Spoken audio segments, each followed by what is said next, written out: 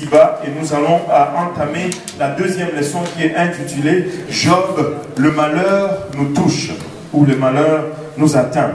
Alléluia.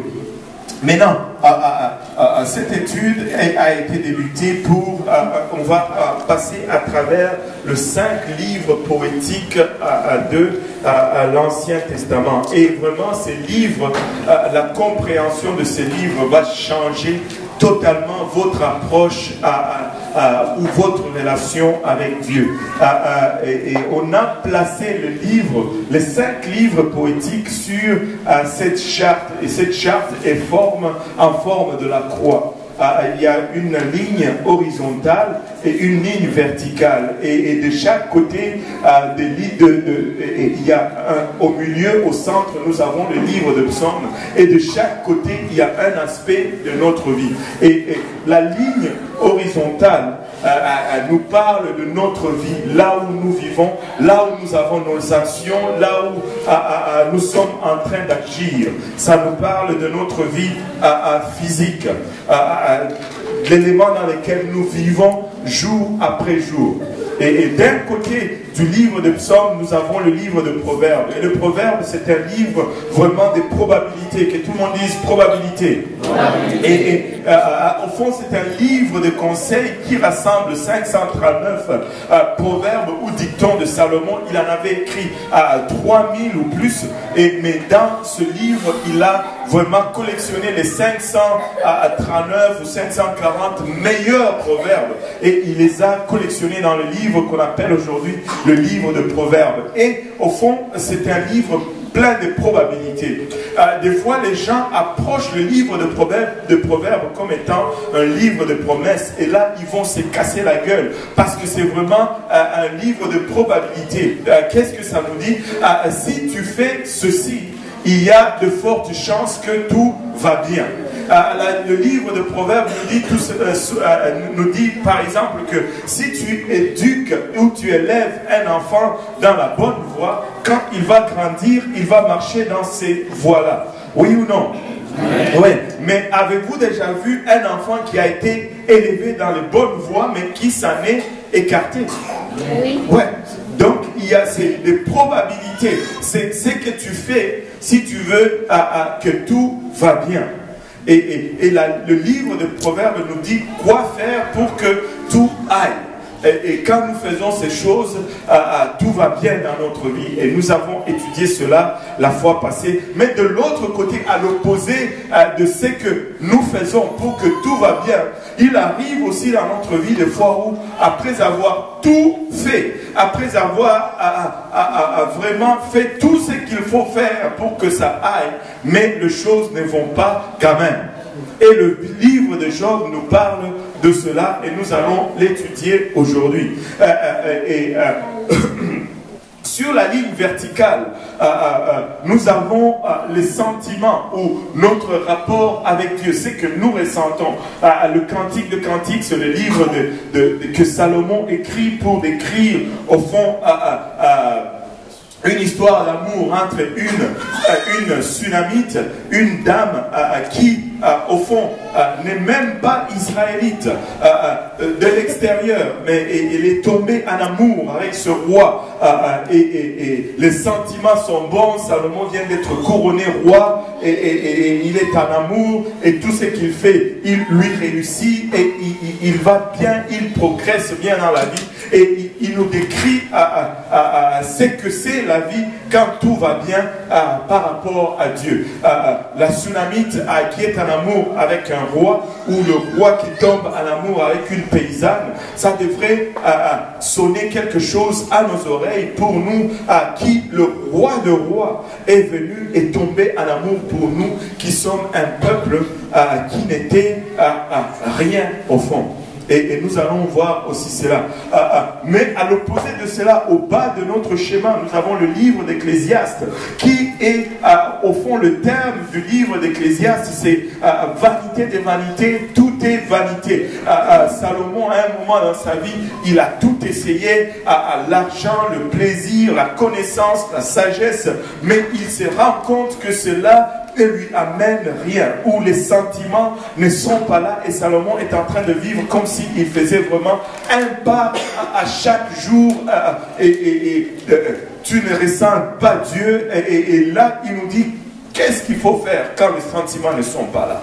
Et au milieu de tous ces livres, nous avons le livre de Psaumes, qui est vraiment le livre de la prière. Que tout le monde dise prière. Prière. Alléluia. Et il est au centre de tous ces 4 points. Donc, quand nous faisons ce qu'il faut faire et que tout va bien, nous devons prier. Quand nous faisons tout ce qu'il faut faire et que tout ne va pas bien, nous devons quand même prier. Quand les sentiments sont bons et que nous ressentons Dieu, nous sommes sur un nuage, comme on dit, nous devons aussi prier. Mais quand tout va mal, quand on ne sent même rien, des fois on n'a même pas le désir d'aller prier. Des fois on n'a même pas le goût de venir à l'église. Nous devons quand même prier. Quand nous ressentons Dieu, nous prions. Quand nous ne ressentons pas Dieu, nous prions. Quand tout va bien, nous prions. Et quand tout va mal, nous prions. Et le livre de Psaumes, c'est vraiment mon livre favori à moi. Je ne sais pas si on peut vraiment avoir des favoris, mais je pense que oui. Et c'est vraiment... c'est un livre de prière, ça nous apprend le vocabulaire avec lequel nous devons nous adresser à Dieu.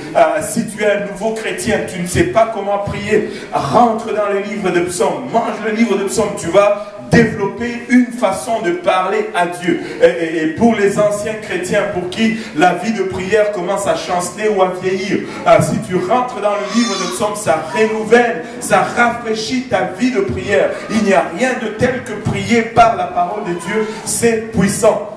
Rentre dans les livres de Psaumes, ça va te rafraîchir, ça va te remettre vraiment à ta vie de prière à la bonne place. Les livres de Proverbes nous disent que les bonnes choses sont susceptibles de se produire si nous faisons ce qui est juste.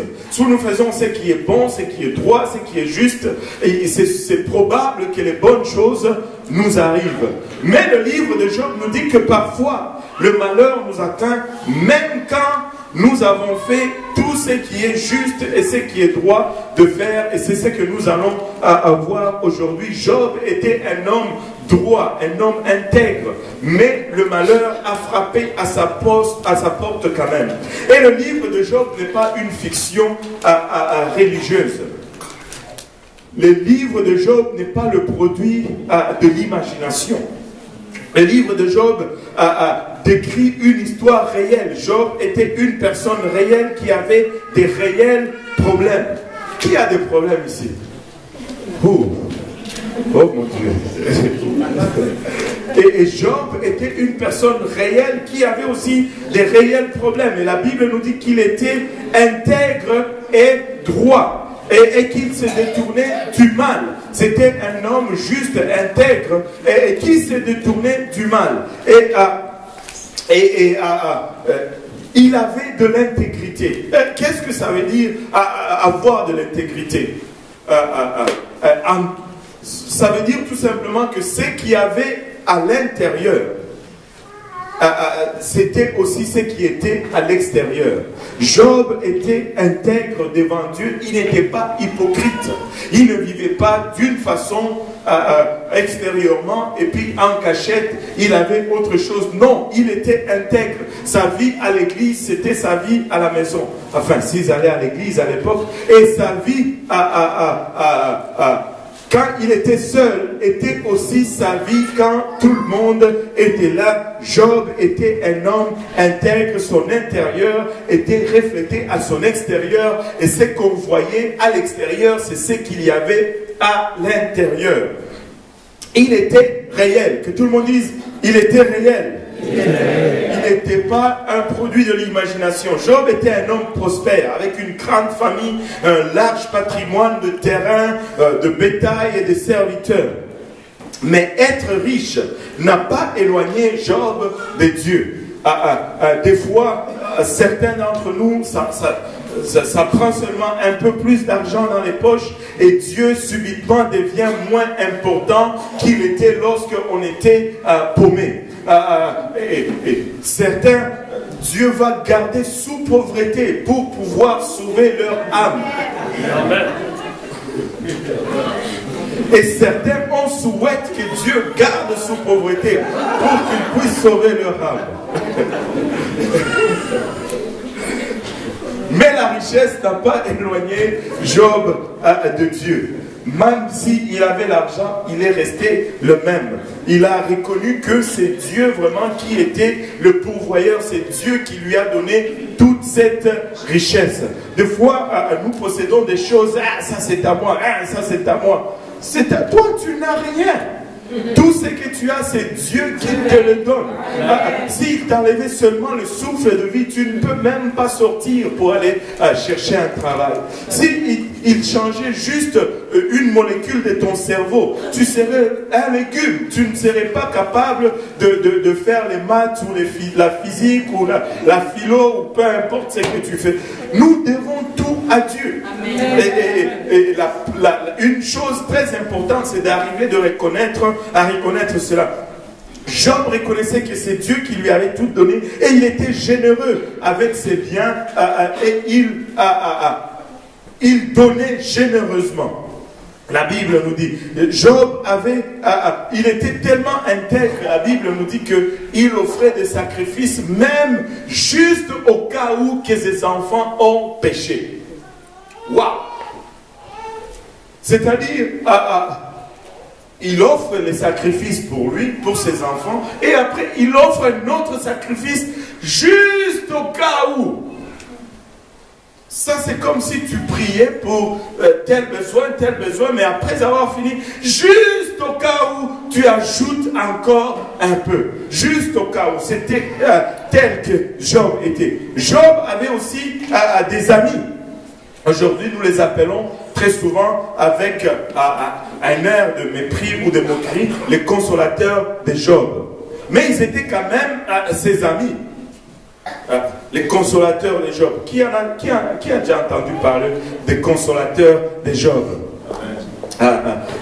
Mais dans une période fatidique de 24 heures, dans un espace de 24 heures, on dirait que l'enfer s'est déchaîné sur Job. Dans 24 heures, Job s'est retrouvé dépouillé de sa richesse, de sa famille, et l'un après l'autre, 4 messagers qui étaient frappés de terreur lui ont rapporté une nouvelle après l'autre. Le premier vient, il dit, tes 500 paires de bœufs et tes 500 ânes et chameaux et tes 3000 chameaux ont été volés dans une attaque de l'ennemi. Et 700 moutons ont été frappés et tués par la foudre. Et un autre après qui vient, tes 10 enfants ont été tués alors qu'un grand vent a frappé la maison dans laquelle ils étaient. Et peu de temps après, Job a perdu aussi sa santé et sa femme s'est retrouvée en colère, fâchée contre lui.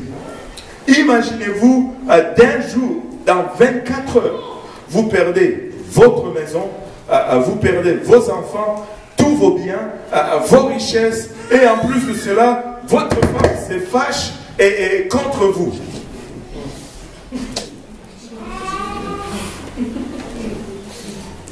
Et vous tombez malade.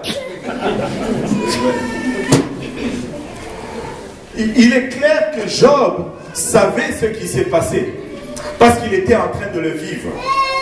Mais ce qui est clair aussi, c'est qu'il ne savait pas pourquoi cela était arrivé, et c'est là le neuvrement de la question.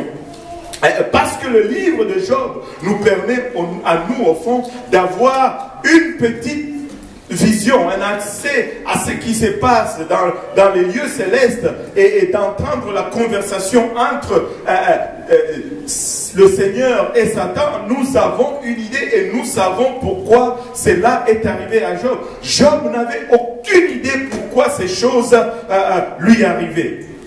Il n'avait pas ce privilège de savoir pourquoi ceci m'arrive, pourquoi toute cette destruction me frappe. Si nous n'avions pas cette information, si nous ne savions pas pourquoi cela arrivait à Job, nous allions probablement le traiter de la même façon que ses amis l'ont traité. Amen. Amen. Amen.